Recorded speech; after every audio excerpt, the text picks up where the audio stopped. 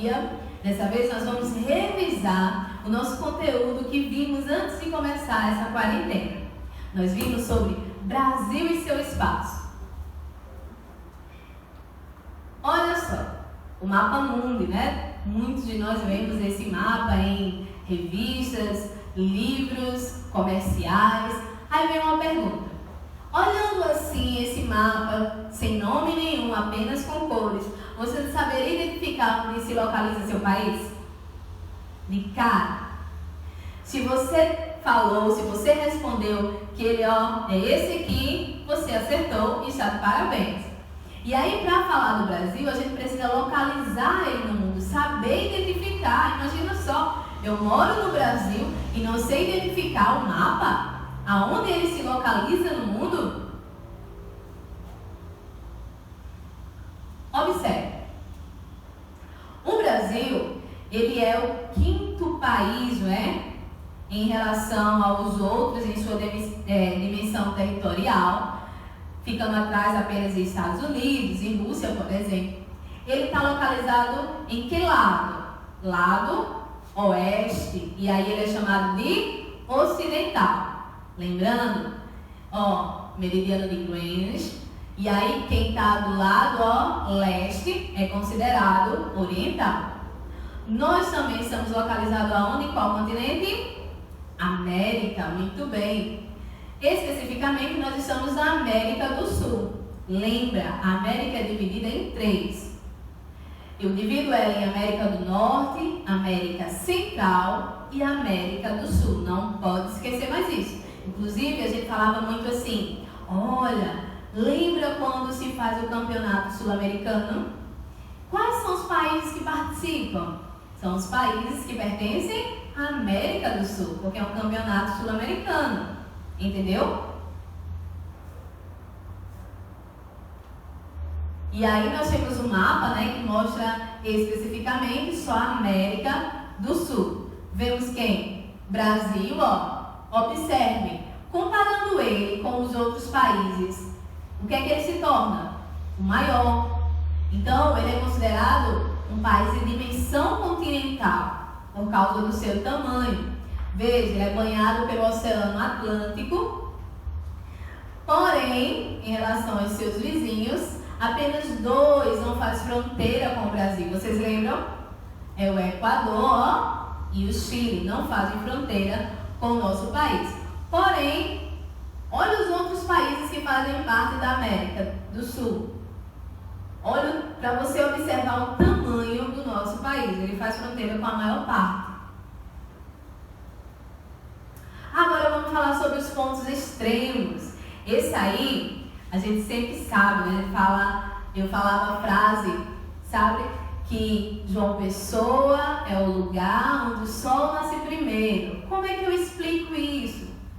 Lembra? Ponta dos Seixas. Fica onde? Paraíba, João Pessoa, Cabo Branco.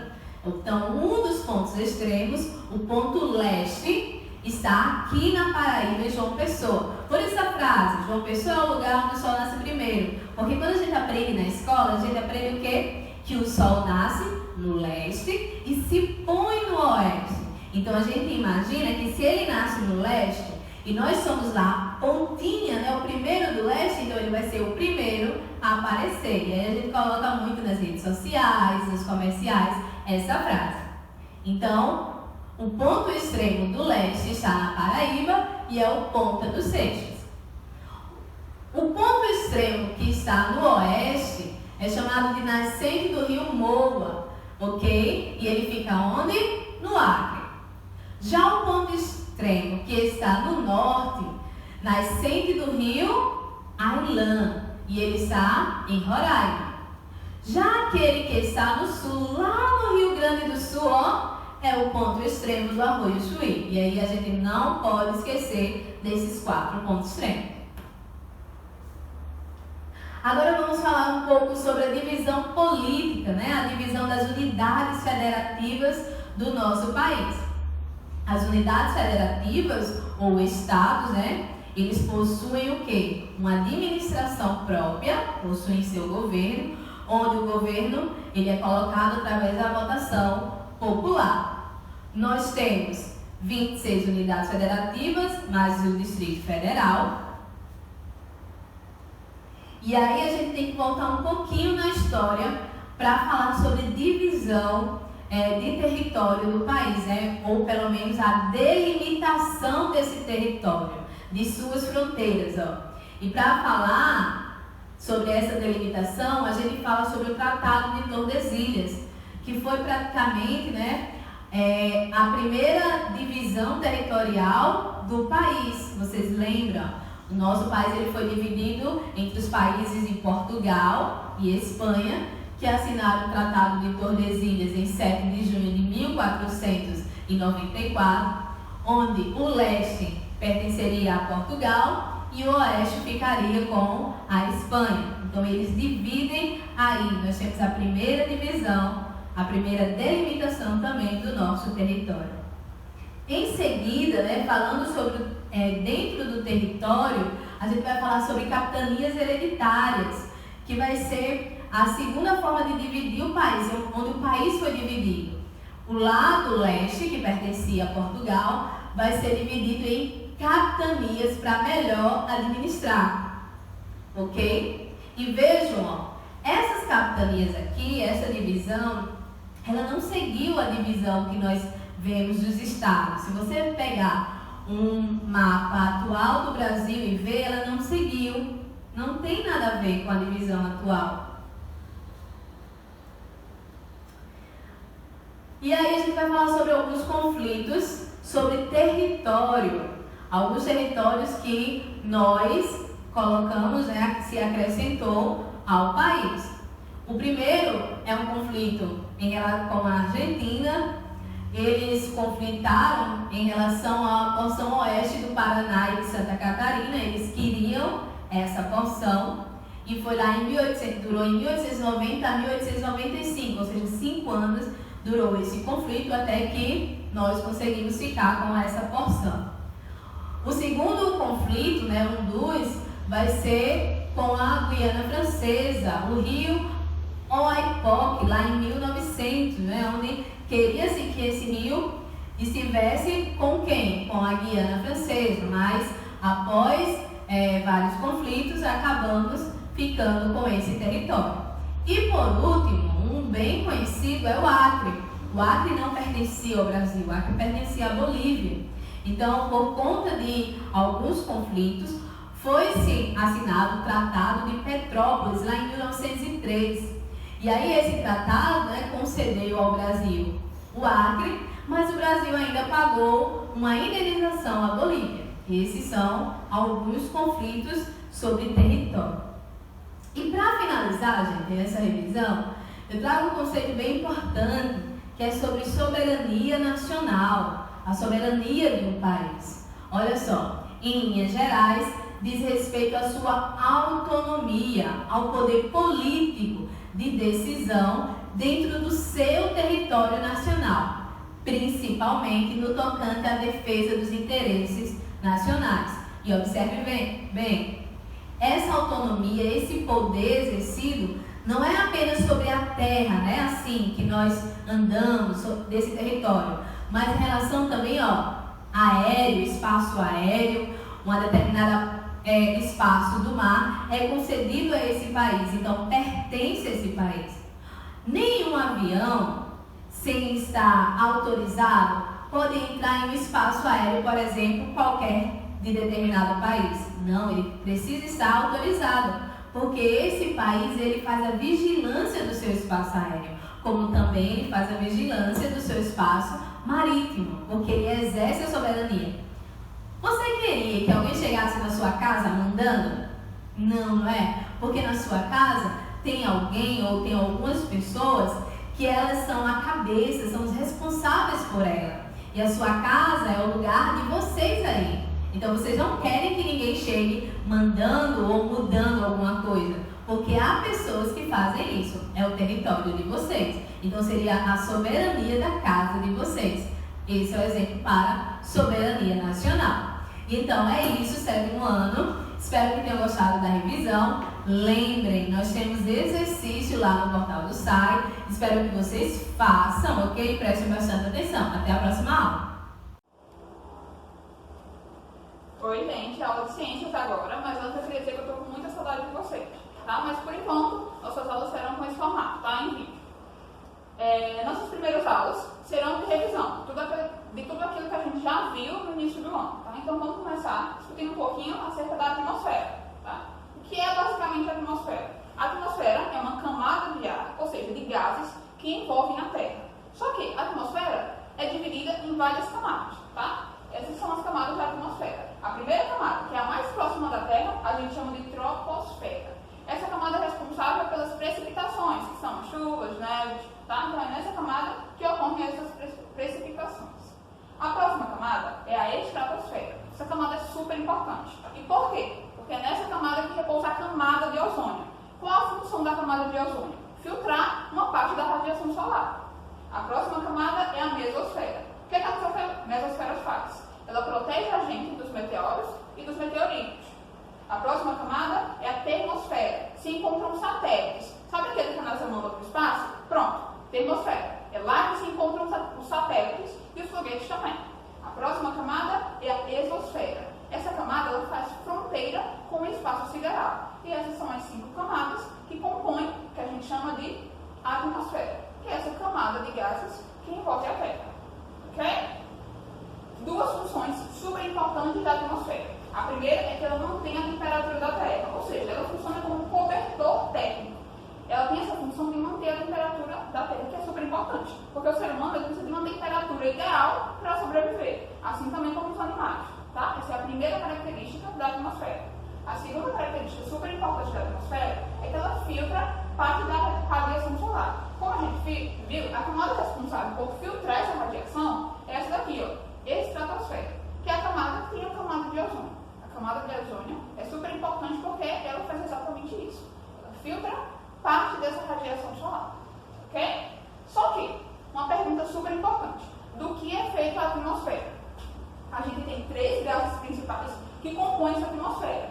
Só são esses gases, professores? Não. Mas esses 3 gases são os que a gente encontra em maior concentração na nossa atmosfera. Por isso que a gente vai se derogar e debater somente nesses 3 gases. Tá? Então vamos ver agora do que é feita a atmosfera. A gente sabe que a atmosfera é uma camada que reveste a Terra e é composta por gases. Mas quais são esses gases que compõem a atmosfera? A gente tem 3 gases principais, tá? Eles são nitrogênio, oxigênio e o dióxido de carbono. Ok? Como é que o nitrogênio é obtido para a superfície da Terra? Acontece o seguinte processo. A partir da chuva, o nitrogênio cai no solo e bactérias, que a gente chama de bactérias fixadoras, pegam parte desse nitrogênio e acontece aí o processo de nitrificação. Esse oxigênio, que é nitrificado pelas bactérias fixadoras, funciona basicamente como se fosse um fertilizante das plantas e é super importante para o crescimento dessas plantas. Tá? Só que aí depois de um tempo, essas bactérias fixadoras fazem um processo inverso. Como é que a gente chama esse processo inverso? O processo inverso se chama desnitrificação, onde as bactérias fixadoras liberam o oxigênio novamente, o nitrogênio novamente, para a atmosfera, em forma de gás. Ok? Então o nome desses 2 processos é nitrificação e desnitrificação. Ok? O próximo gás é o gás oxigênio, super conhecido e super importante para a nossa respiração. Como é que a gente obtém o oxigênio então? O oxigênio é obtido por um processo que também é super conhecido. Esse processo é a fotossíntese. Para ocorrer a fotossíntese, a gente precisa de uma coisa, luz solar. E outra coisa, o gás carbono. Ok? As plantas absorvem a luz solar, absorvem o gás carbono, e aí essas plantas liberam o quê? Liberam oxigênio, que é super importante para a nossa respiração. O próximo gás é o dióxido de carbono, que também é super importante, só que ele é liberado na nossa respiração, o que faz ele ser importante. Só que tem outro problema. Ele é um gás poluente. Ele é liberado principalmente pelas chaminés das fábricas e pelos combustíveis fósseis. São os combustíveis que abastecem o carro. Tá? Então, esse é o mal do dióxido de carbono. Esses 2 gases, nitrogênio e oxigênio, não fazem mal para a nossa saúde. Só que o dióxido de carbono é um gás poluente. Por isso faz mal. Tá? Então é isso, pessoal. Nós vimos agora as principais características da atmosfera. Ok? Vimos as partes dessa atmosfera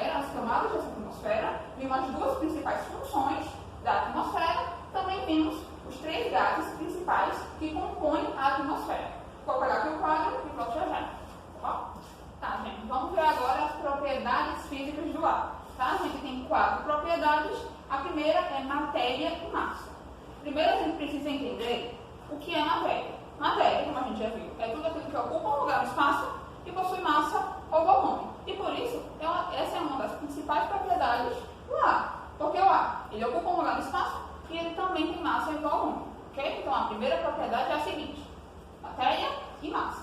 A segunda propriedade é a pressão.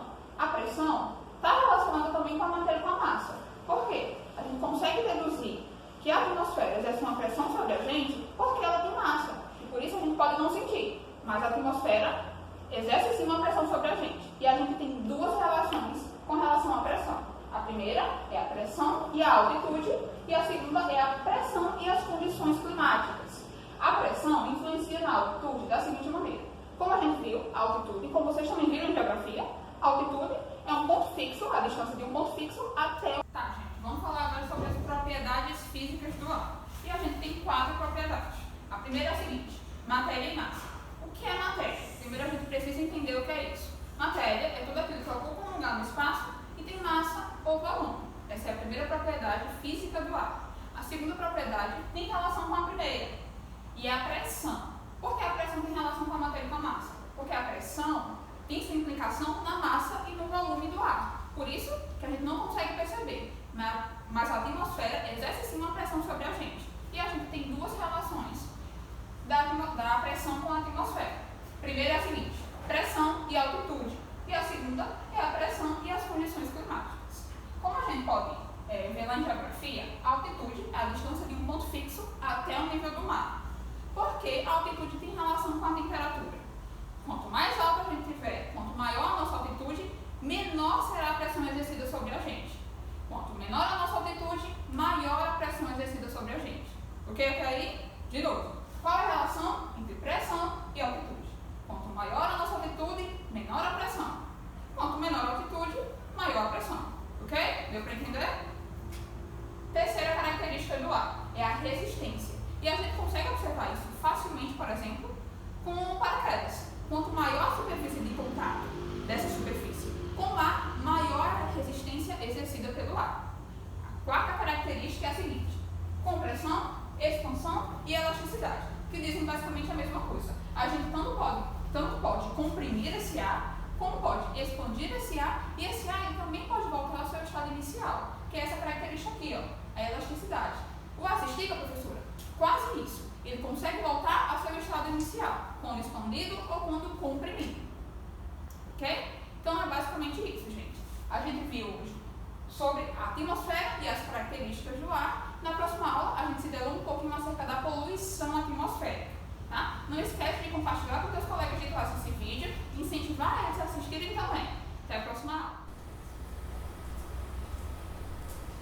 E aí, galerinha do 7º ano, beleza? Saudade de vocês. Saudade de dar aquele abraço, né? Aquele abraço apertado, dizer: e aí, como é que vai e tal? Mas esse período vai passar, esse negócio de tensão, a gente tá meio aí, né? Sem saber o que vai acontecer. Mas com fé no nosso Deus, isso tudo vai passar e a gente vai poder de novo estar na sala de aula, naquela bagunça, né? Naquela conversa tal. A gente vai passar por esse momento. Show? Hoje, nessa aula de hoje, a gente vai relembrar um pouquinho sobre potenciação, beleza? Potenciação, aquela quinta operação da matemática que a gente aprendeu lá no 5º ano. Show? O que é? Quais são as operações? Adição, subtração, multiplicação, divisão e aí potenciação. Potenciação é a quinta operação da matemática, que a gente precisa estar craque, como eu sei que vocês estão. Beleza? Agora vamos relembrar um pouquinho aí sobre cada operação, certo? Vamos lá, vamos relembrar os sinais primeiro. Ó, o sinal de mais é o sinal da adição, não é isso? Parabéns. O sinal de menos é o sinal da subtração. Parabéns, show. Vocês estão acertando tudo. Então, ó, o sinal da multiplicação, né, que é o pontinho, a gente nem usa mais os X, que a gente já está fera nisso, é o pontinho. O sinal da divisão, né, que pode ser esses dois pontos com traço no meio, apenas os dois pontos, não é isso? O da fração, 2 dividido 3, ó. 2, vou até clarear aqui um pouquinho para vocês verem aí em casa. 2 dividido por 3. Uma fração também representa uma divisão. Né? E o sinal lá, quando ele vai fazer a decomposição dos números, vai fazer a divisão mesmo, que é esse sinal aqui que a gente usa. Beleza. Aí a gente sabe que numa potenciação, ó, vou voltar aqui, 3 elevado a 4. Numa potenciação não tem sinal, né? Ó, qual é o sinal que está aparecendo aqui? A gente não sabe. Mas a gente sabe que isso aqui é uma operação chamada potenciação por causa de como está organizado os números, né? Ó, o 3 está normal, do jeito que a gente escreve ele, normal. E o 4? O 4 está um pouquinho acima. Ele está em cima mesmo? Não, porque aí vai se parecer muito com uma fração, né? E não é o que a gente quer fazer, a gente não quer confundir, né? Então, ó, o 4 está um pouco na diagonal. Então, a gente chama ele aqui de expoente, né? Já adiantei aí aquilo que a gente já sabe, o nome de cada elemento aí da potenciação. Show? O 3 a gente chama de base, não é isso? Base. Ó, é esse número que está aqui embaixo. E base a gente já sabe muito bem o que é. Base é o número que é multiplicado por ele mesmo. O 4. O 4 a gente chama de expoente. Muito bem, vocês são fera. Expoente. Expoente é esse número que está aqui elevado, né? A gente já sabe ler, a gente sabe que pode ser 3 elevado a 4, 3 elevado à quarta potência. Muito bem. E esse resultado aqui, que a gente vai aprender ou relembrar como calcular, né? A gente chama de potência. Muito bem. O resultado de uma potenciação é uma potência. Parabéns. Isso aí. Show. E agora a gente vai relembrar alguns casos especiais que a gente tem que saber. Beleza? Quais são? Vamos lá. Não vou parar não, certo? Aqui como a gente é na aula, né? Ó, a gente copia, já apaga. Então, ó, dá uma pausa no vídeo, coloca aí no seu caderno na folha que você está acompanhando a atividade, porque lembra, a gente tem que ter uma memória, né? Essa memória aqui, ó, do cérebro da gente, às vezes falha. A gente não esquece até o nome, a idade, na verdade. Mas aí a gente tem que anotar para a gente relembrar tudo aquilo que a gente aprendeu ou vem aprendendo, relembrando, certo? Então, ó, anota aí, 5 elevado a 0. 5 elevado a 0. A gente sabe que o 5 é o quê? É a base, que está embaixo, igual os nossos pés, lá embaixo. O 0 é o expoente, que está em cima, que manda na operação, não é isso? Isso, parabéns. E como a gente vai obter esse resultado aqui? Ó, 5 elevado a 0. O 5 ele não se repete nenhuma vez. Então como eu vou escrever aqui? Aí a gente sabe que qualquer número, exceto 0, né? Qualquer número elevado a 0 vai dar 1. Certo? Qualquer número elevado a 0 vai dar 1. Isso aí. Parabéns. E o 0, professor? O senhor disse que o 0 não podia ser. Porque o 0 elevado a 0 não pode. A gente ainda não chegou nesse ponto. Parou? Não, continua. Então a gente não parou nesse ponto, certo? O 0 elevado a 0, a gente ainda não chegou nesse ponto, na verdade. A gente não chegou nesse ponto aí, certo? Só lá na frente que a gente vai aprender a como calcular isso. Relembrando essas coisas básicas da potenciação, aí a gente vai entrar no conjunto que a gente aprendeu de fato e iniciou esse ano, né? Que é o quê? Que é o conjunto dos números inteiros. Conjunto dos números inteiros. Dei essa paradinha porque eu sabia que vocês queriam responder primeiro que eu. Sempre é assim, né? Parabéns. Então, ó, por que não pode? Porque a gente ainda não chegou no conjunto que pode dar uma resposta mais clara e simples pra gente, certo? E o que é conjunto? Vou aproveitar o ensejo aí para a gente relembrar o que é conjunto. Conjunto é igual a sala da gente do 7º ano. A gente não está no 7º ano, então ó, a gente vai para a sala, quando chega na escola, olha só, coisa boa que a gente está relembrando. Momento de subir aquela escada, a rampa, né? Entrando na sala, e a gente entra na sala do 7º ano, para aprender os assuntos do 7º ano, com os colegas do 7º ano. Então, ó, conjunto é isso. A gente junta, a gente não juntou vocês do 7º ano, por quê? Porque vocês têm características semelhantes, que é o quê? Os mesmos assuntos, as idades próximas, certo? E vocês precisam estar juntos ali para aprender aqueles assuntos das disciplinas. Beleza, então vocês são o conjunto do 7º ano. E o que é conjunto, então, na matemática? É justamente a reunião de números semelhantes, parecidos, né? Então, o primeiro conjunto que a gente aprende desde sempre, que a gente aprendeu de fato mesmo no 6º ano, qual é?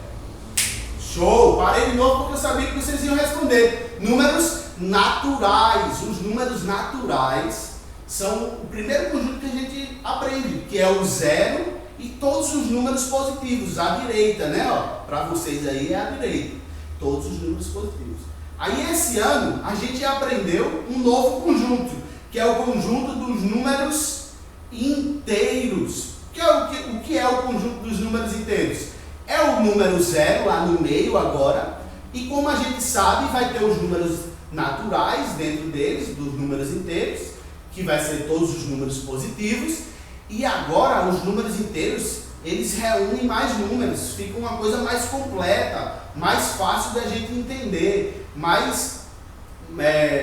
melhor de a gente calcular as operações da matemática. Por quê? Porque agora à esquerda de vocês, né, vai aparecer os números negativos, e por isso que a gente chama de números inteiros, que são o 0, os números positivos e os números negativos, beleza?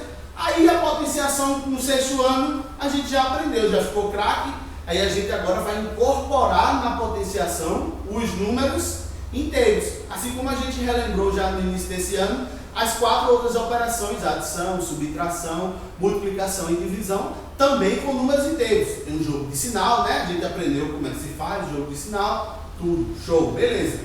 Aí agora a gente vai aprender a como colocar na potenciação os números negativos, beleza? Vou escrever um exemplo aqui pra gente. Ó, potenciação de números inteiros. Números inteiros podem ser os números negativos, o 0 e os números positivos, o 0 e os números negativos, não é isso? Beleza. Os números positivos a gente já aprendeu lá no 6º ano como é que se calcula. Com o 0, a gente sabe que a gente não tem como calcular ainda, né? 0 elevado a 0 não pode ainda, porque a gente não está no conjunto ainda para calcular isso. Beleza. E os números negativos, como é que calcula? Ó, vou colocar um número negativo aqui, ó. Menos 5, né? Um número negativo, ele tem que acompanhar o sinal. O sinal de mais a gente nem coloca, porque o número positivo não obriga a gente a colocar o sinal de mais. Beleza. Mas se a gente quer dizer que esse algarismo aqui, o 5, é um número negativo, a gente obrigatoriamente precisa colocar o sinal de menos. Precisa colocar. Porque se a gente não colocar, aí o acordo que todo mundo tem no mundo inteiro vai achar que esse 5 aqui é um número positivo. E não é isso que a gente está querendo fazer. A gente quer dizer que ele é negativo. Então, ó, menos 5. Não, a potência vai ter um número aqui elevado, né? Menos 5 elevado a 2, ou ao quadrado, que é a forma que a gente mais usa, né? Menos 5 elevado ao quadrado. Ó, eu sei que vocês, como me perguntaram quando a gente estava vendo esse assunto na sala, professor, por que tem esses parênteses aqui? Não estou entendendo. Ó, esses parênteses servem para a gente unir esse sinal ao número, certo? Então, o número negativo, a gente sempre, na maioria das vezes, na verdade, coloca ele entre parênteses, para a gente saber e não misturar nada, beleza? Vai ter uns casos que não vai ter parênteses, aí a gente vai aprender como calcular isso, porque muda. Então, ó, preste atenção, se no exemplo, na prova, no exercício, em algum lugar, tá com sinal de parênteses, a gente tem que repetir ele até terminar a nossa operação. Beleza? Então, ó, de fato, vou parar de enrolar agora. Como a gente consegue calcular, então, menos 5 elevado a 2? Ó, a gente sabe que o menos 5 é a base, que está embaixo, e que é um número que é multiplicado por ele mesmo. Então, vai ser menos 5 vezes menos 5.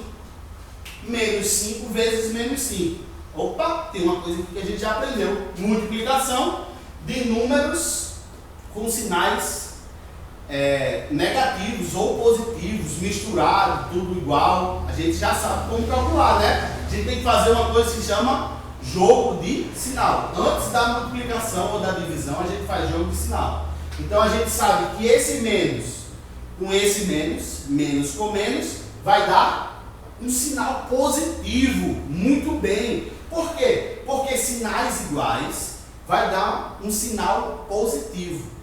Mais com mais não vai dar mais? Isso a gente já aprendeu desde lá da alfabetização, a gente já sabe. Então, a gente já sabe e sempre soube que mais com mais vai dar um sinal de mais. Por isso que quando a gente fazia a multiplicação, sempre era mais. Beleza. Mas aí agora a gente vai aprender esse um sinal negativo, porque a gente está no conjunto dos números inteiros, então a gente tem que saber os números negativos. Então, ó, menos com menos vai dar mais também, porque sinais iguais dá mais, ó. Sinais iguais dá mais. E sinais diferentes, professor? Já sei que vocês estão com essa pergunta aí, mas eu sei que vocês já sabem também, ó. Vamos lá então, só relembrar os parênteses aí dentro do assunto. Menos, fazer um pouquinho distante. Menos com mais vai dar menos, porque sinais diferentes vai dar um sinal negativo. E mais com menos vai dar o quê? Vai dar menos também. Sinais diferentes dá um sinal negativo. Tem que lembrar disso. Isso aqui se chama o quê? Jogo de sinais. Muito bem. Então esse jogo de sinal aqui, antes da multiplicação ou da divisão, a gente só faz aí, né? Menos com menos vai dar mais. O resultado aqui vai dar mais. Depois a gente vai aprender uma dicasinha, né? Sempre dou dica. Então, preste atenção aí. A dica para a gente não precisar fazer jogo de sinal tanto assim. Beleza? Mas vamos lá. Menos com menos dá mais. Eu vou escrever aqui então. Menos 5 elevado a 2 vai dar um sinal positivo de quanto? 5 vezes 5, 25. Fiz o jogo de sinal, mais, e depois fiz uma multiplicação. 5 vezes 5, 25. Show! Então, menos 5 elevado ao quadrado, a 2, é igual a 25 positivo. Esse sinal de mais eu nem preciso escrever, só se eu quiser. Certo? 25. Beleza. Aí a gente agora vai fazer uns acordos aqui entre a gente, certo? Quais são os acordos que a gente fez também em sala de aula? Que eu sei que vocês sabem, né? Eu só preciso relembrar. Que é quando a base ela é negativa e o expoente é ímpar ou par. Aí a gente não vai precisar fazer tanto jogo de sinal, só se a gente quiser, certo? Vamos lá então. Ó, menos 3 elevado a 2 e menos 3 elevado a 3. Menos 3 elevado ao quadrado, né? E menos 3 elevado ao cubo. Eu sei que a minha base é 3. Ela vai se repetir nesse primeiro exemplo 2 vezes. Vai ser menos 3 vezes menos 3. Muito bem, isso aí. Aí a gente vai fazer um jogo de sinal, né? Menos com menos vai dar um sinal positivo. Opa, então tem um padrão aí, ó. Quando a minha base é negativa, não é negativa, menos 3, entre parênteses, bonitinho. Ela é negativa. E o meu expoente é par, o resultado sempre vai ser positivo, ó. Vou colocar aqui para vocês. Positivo. Quando a minha base, vou repetir, minha base é negativa e o meu expoente é par, o meu resultado vai ser positivo. Nem preciso fazer jogo de sinal, só se eu quiser, né? A gente está querendo facilitar. Matemática é facilitar a nossa vida, nunca complicar, não é isso? Vamos lá. Quando a minha base é negativa, como esse exemplo aqui, e o expoente é ímpar, ó, vai ser, vou escrever por extenso aqui essa operação, vai ser menos 3 vezes menos 3 vezes menos 3. Não é isso? Muito bem. A base, menos 3, sendo multiplicada por ela mesma 3 vezes. Aí eu vou fazer um jogo de sinal, ó. Menos com menos dá mais, né? Sinais iguais dá um sinal positivo. E esse mais com esse menos vai dar menos. Olha só, menos com menos dá mais, e esse mais com esse menos vai dar menos. Sinais diferentes, sinal negativo. Então, ó, quando a minha base é negativa e o meu expoente ele é ímpar, o resultado sempre vai ser negativo. Vou até colocar aqui para vocês. Sempre vai ser negativo. E aí a gente não vai precisar fazer o jogo de sinal, porque a gente já sabe. Beleza? Agora eu vou escrever uns exemplos aqui para a gente praticar e daqui a pouco eu volto. Show! Então eu voltei aqui com alguns exemplos, né? A gente vai praticar um pouco mais no final do vídeo aí, da nossa videoaula. Vai ter uns exemplos para a gente praticar, beleza? Mas aqui só para a gente fazer junto aqui, porque eu sempre gosto de fazer junto. Tô com saudade de vocês. E ainda vou ter que fazer separado? Não, vamos fazer junto, cara. Então vamos lá, ó. Minha base negativa é o expoente 0. E aí? A minha base, menos 4, vai se repetir quantas vezes? Nenhuma. Então, assim como a gente aprendeu lá no 6º ano, que qualquer número elevado a 0 menos o próprio 0, vai dar 1. Muito bem, vai dar 1. Certo? Qualquer número, ele pode ser negativo ou positivo. Elevado a 0, vai dar 1. Beleza. Menos 2 elevado ao quadrado. Vai ser o quê? Menos 2 vezes menos 2. A gente sabe que por extenso vai ficar assim, né? Ó, menos 2 vezes menos 2. Mas aí a gente tem que, ó, treinar esse músculo aqui, ó, no cérebro. Beleza? Então a gente tem que começar a diminuir os passos a passos e fazer uma coisa mais automática, mais livre. Mas para isso a gente precisa estudar e reforçar aquilo que a gente estudou. Beleza? Então, ó, por extenso eu sei que vai ser menos 2 vezes menos 2. A base sendo multiplicada por ela mesma 2 vezes, como manda o chefão lá, o expoente. Beleza. Então eu vou ter que fazer o jogo de sinais, né? Menos com menos vai dar mais. E 2 vezes 2, 4. O resultado, a potência é 4. Beleza. Como fazer isso de forma direta? Vamos lá para os outros exemplos. Menos 1 elevado a 4. Vai ser menos 1 vezes menos 1, menos 1, menos 1. 4 vezes. O menos 1 sendo multiplicado por ele mesmo 4 vezes. Como fazer isso de forma direta? Lembra lá daquele exercício, daquela dica que eu dei? Ó, menos 1 é uma base negativa. Elevado a um expoente par, ele vai ficar positivo. Então, menos 1 vezes menos 1 vezes menos 1 vezes menos 1, eu nem preciso fazer jogo de sinal. Eu sei que vai ser mais, porque meu expoente é par. Beleza? E aí, é só fazer a multiplicação. Mas aí é fácil, né? 1 vezes 1 vezes 1. Eternamente sempre vai ser 1. Parabéns, isso aí. E menos 8 é elevado a 1. Ó, a minha base, que é menos 8, é elevada ao expoente 1. Isso quer dizer que a minha base está se repetindo quantas vezes? Muito bem, galera. Está se repetindo apenas uma vez, então nem cálculo tem. Qualquer número é elevado a 1, é ele mesmo, é a base. Beleza? Bem, esse é a nossa primeira aula de revisão. Beleza? Deu aí para relembrar. A gente vai colocar uns exercícios aí no final, ó. Preste atenção, vai lá, calcula, estuda, volta um pouquinho no vídeo, tá tudo aqui, tá sempre aqui, beleza? Conto com vocês, muito obrigado pela atenção e ó, tira uma foto aí de você estudando, pede pro papai e pra mamãe tirar uma foto aí, ou se você está acompanhando pelo celular, tira um print, posta no seu Instagram e marca a escola, beleza? A gente quer acompanhar vocês. Tchau, tchau, até mais.